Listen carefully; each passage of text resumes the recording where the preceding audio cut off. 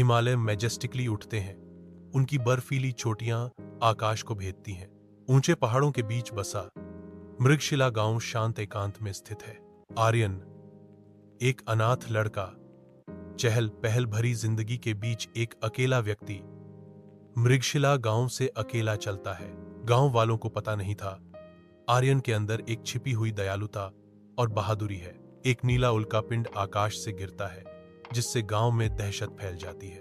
उल्का के हृदय से 5 विनाश प्रकट होते हैं, अपार शक्ति के प्राचीन देव, राक्षस, क्रूर और निर्दयी। उनका उद्देश्य अद्वितीय है, अंतिम द्वार खोलना। आर्यन की गर्दन के चारों ओर प्राचीन पेंडेंट से एक अलौकिक चमक निकलती है। मैं नीलकंठ से जुड़ा अगला कड़ी हूं। आर्यन को एहसास होता है कि वह नीलकंठ से जुहा अगला कई है। पंच विनाश के सबसे क्रूर योद्धा क्रांतिशूर मृगशिला गांव पर उतरते हैं। आर्यन में एक प्राचीन शक्ति जागती है। उसकी आंखें बिजली की नीली चमक से चमक रही हैं। आर्यन नीलकंठ में बदल जाता है। नीलकंठ और क्रांतिशूर हिमालय की ऊंची चोटियों के बीच भिड़ते हैं। नीलकंठ की जबरदस्त शक्ति क्रांतिशूर को अभिभूत करने लगती है। क्रांतिशूर संघर्ष करता है, लेकिन नीलकंठ का बेहतर कौशल चमकता है। नीलकंठ के प्रहार सटीकता से लगते हैं। हर वार क्रांतिशूर के संकल्प को कमजोर करता है। क्रांतिशूर लड़खड़ाता है। उसकी ताकत नीलकंठ की अटूट शक्ति के खिलाफ विफल हो रही है। हिमालय के हृदय में शिसमीर आते हैं।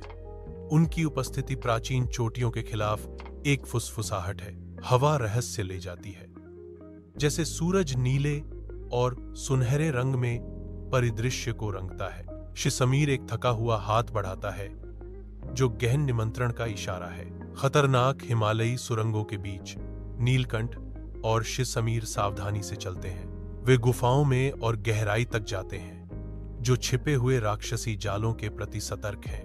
भयानक रूप से छायाएं भूल भुलैया मार्गों में नेविगेट करती हैं। हर कदम खतरे से भरा है। हवा अदृश्य खतरों से भरी है। वे आगे बढ़ते हैं, अपने मार्ग की रक्षा करने वाली राक्षसी ताकतों पर विजय प्राप्त करने के लिए दृढ़ हैं। हिमालय की भयंकर बर्फीली तूफानों के बीच नीलकंठ और शिसमीर एक भयंकर लड़ाई में उलझे हुए हैं। शिसमीर नीलकांत के हमले का जवाब देते हुए बर्फ उनके चारों ओर घूमती है।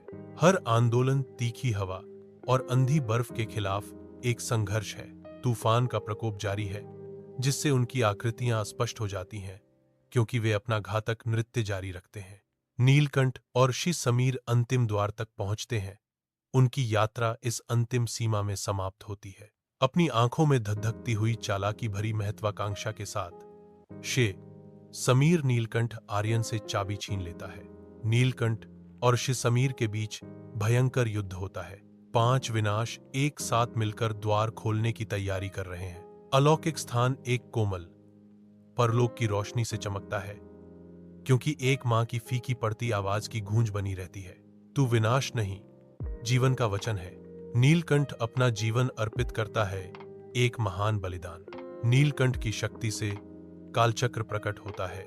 नीलकंठ समय के पहिए का उपयोग करते हुए पंच विनाश का समापन करता है। अंतिम दरवाजा हमेशा के लिए बंद हो जाता है। दुनिया एक बार फिर से सामान्य हो जाती है। हिमालय की चोटी पर एक नीली आग टिमटिमाती है। एक प्राचीन पत्थर एक भविष्यवाणी के साथ खुदा हुआ है। जब समय मुड़ना शुरू होगा तो नीलकंठ फिर से उठेगा।